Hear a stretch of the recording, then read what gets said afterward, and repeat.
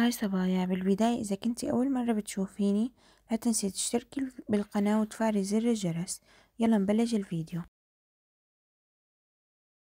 فيديو اليوم هو من أكتر الأسئلة اللي بتجيني وبنسأل عنها، هو كيف أنا فيني أختار درجة الفاونديشن المناسبة لبشرتي. طبعا بهذا الفيديو إذا حضرتي للأخير أنا بضمنلك تعرفي تختاري الفاونديشن المناسب لبشرتك. أول شي لحتى نختار الفاونديشن المناسب لبشرتنا في 3 عوامل رئيسية انت بتعتمدي عليهم لحتى تختاري الفاونديشن المناسب لبشرتك. اول شي هو الاندرتون تبعيت بشرتنا.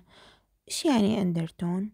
الاندرتون يا صبايا هي البشرة الداخلية للوجه. يعني مثلا هاي البشرة السطحية اللي شايفينها، هاي بشرة سطحية، هاي التون اسمها تون، تمام. أما البشرة الداخلية يلي تحتها فهي الأندرتون.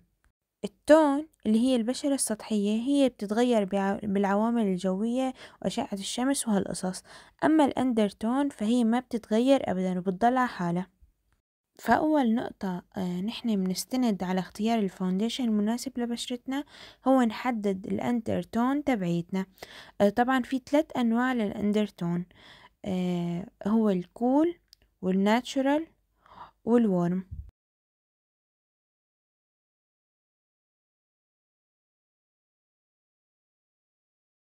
الكول يلي هي البشرة الباردة، طبعا برتمز لها بالرمز سي.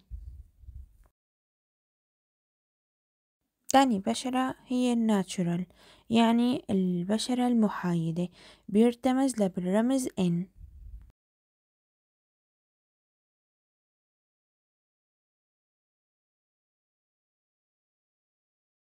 أما ثالث بشرة يا صبايا فهي الورم، يعني الدافئة، وبيرتمز لها بالرمز دبليو.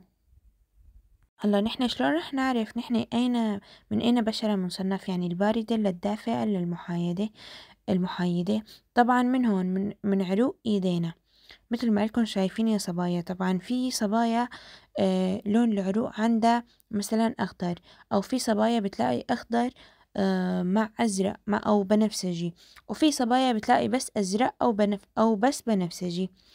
طبعا الكول البشرة الباردة بيكون لون العروق عندها لون بنفسجي أو أزرق، يعني بنفسجي مايل على أزرق. أما إذا كان الأندرتون تبعيت بشرتك هي الناتشورال المحايد يعني، فبتلاقي خليط بين العروق الأخضر والأصفر أو البنفسجي، يعني بتلاقي باللونين. أما البشرة الدافئة الورم يعني فبتلاقي عروقها باللون الأخضر. طبعا هاي خلصنا من أول نقطة اللي هي إنه نحن حددنا الأندرتون تبعيتنا. بنيجي على تاني نقطة يا صبايا، هي إيش نوع بشرتك، يعني هل هي جافة إلا مختلطة إلا دهنية؟ لأنه كتير بيأثر اختيار الفونديشن على نوع بشرتك. يعني مثلا انت بشرتك دهنية وجيتي اخترتي فونديشن فيه نسبة الزيت عالية، فوشك رح يضل زيت ويبوح ويعطي مظهر مو حلو أبدا للوش. لهيك بدك تختاري انتي الفونديشن المناسب لنوعية بشرتك. طبعا إذا البشرة كانت دهنية فلازم تختاري الفونديشن اللي مكتوب عليه مات، هذا الاختيار الصحيح. يعني مثل هذا الفونديشن شوفوا ايش مكتوب عليه تحت ال HD مكتوب مات، هذا المناسب للبشرة الدهنية. أما إذا كان نوعية بشرتك يا صبايا جافة فأنت بتختاري الفاونديشن اللي مكتوب عليه جلو أو جلوي. أما المات اللي مثل هاد أبدا ما تقربي عليه. أما البشرة المختلطة فأنت قدامك عدة خيارات، يعني إما يكون عندك نوعين فاونديشن، واحد للجافة واحد للدهنية، فأنت تحطي على المناطق الجافة الفاونديشن للجافة، والمناطق الدهنية تحطي فاونديشن الدهنية، وطبعا يكونوا نفس الدرجة وبتدمجيهم سوا. أو مثلا فيكي تحطي انتي مثلا تجيبي فاونديشن للبشرة الجافة ومحل المناطق الدهنية تكتري برايمر. يعني مثل هذه صبايا بتحطيه على منطقة التي زون مشان تخفف من الزيوت اللي بتنتج عنها هاي المنطقة. نحن بعد ما حددنا أول نقطة يلي هي الأندرتون تبعيت بشرتنا، وبعدين حددنا نوعية بشرتنا هي جافة لمختلطة لدهنية، بنجي على ثالث نقطة يا صبايا يلي هي كيف انت بدك تختبري درجة الفونديشن المناسبة لبشرتك.